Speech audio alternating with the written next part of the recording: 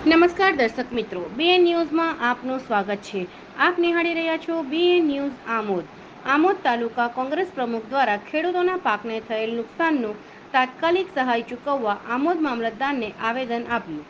મળતી માહિતી મુજબ આમોદ તાલુકા કોંગ્રેસ પ્રમુખ નરેન્દ્રભાઈ પટેલ અને કોંગ્રેસના આગેવાનો, કાર્યકરો અને ખેડૂતો દ્વારા આમોદ મામલતદાર કચેરીના મહેસૂલ વિભાગના સર્કલ કિરણભાઈ ઠાકોરને આવેદનપત્ર આપેલ અને જણાવેલ કે આ વર્ષે ગુજરાતભરમાં અતિવૃષ્ટિ અને પૂરની સ્થિતિ સર્જાઈ હતી, જેના કારણે સૌરાષ્ટ્ર, દક્ષિણ ગુજરાત અને મધ્ય ગુજરાત સહિતના કેટલાક વિસ્તારોમાં અતિભારે વરસાદ વરસતા ખેડૂતોના પાક અને જમીન ધોવાયા હતા, જેના કારણે ખેડૂતોને મોટા પાયે નુકસાની વેઠવાનો વારો આવ્યો છે।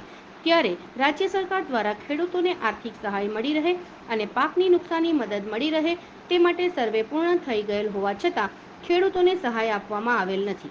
દિવાળી જેવા તહેવારો માથા પર હોય, નુકસાનીનું સર્વે પણ પૂર્ણ થઈ ગયું છતાં પણ ગુજરાતમાં અતિવૃષ્ટિ અને પૂરની સમસ્યા એવા ખેડૂતોને આજ દિન સુધી સરકારી સહાયના નામે એક પણ રૂપિયા સહાય મળેલ નથી।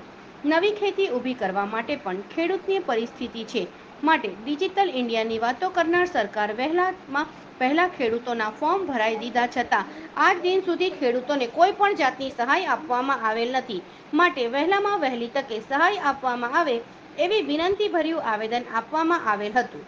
Reporter Maqsood Patel, BN news Amod. ગુજરાતમાં અતિવૃષ્ટિના કારણે સૌરાષ્ટ્ર, મધ્ય ગુજરાત, દક્ષિણ ગુજરાતમાં જે અતિવૃષ્ટિની સ્થિતિ સર્જાય છે, પાણીના પૂરની સમસ્યા સર્જાય છે, ખેડૂતોને જમીન ધોવાય છે, તે બાબતે આજે અમે આવેદનપત્ર મામલતદારશ્રીને પાઠવવા માટે આવ્યા છીએ।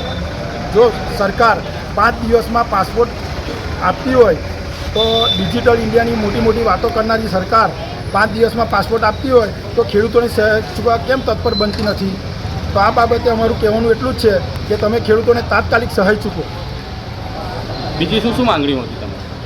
જે જમીન ધોવાણ છે એ બાબતેની માંગણી છે, પાક નુકસાનીની બાબતે માંગણી છે અમારી, વળતર પૂરું પાડો વહેલામાં વહેલી તકે। અત્યારે પાકમાં કશું રહ્યું નથી કોઈ પણ પ્રકારનું। આગામી સમયની અંદર તમે આ બાબતે કોંગ્રેસ દ્વારા શું કાર્યક્રમ કરો? અમે સાથે મળીને તાલુકાના નાગરિકો સૌ સાથે મળીને જે લોકોના જે પ્રશ્ન છે ખેડૂતોના બધાના, એ બધા પ્રશ્નો અમે આગળ લઈને સરકાર સામે રજૂઆત કરીશું।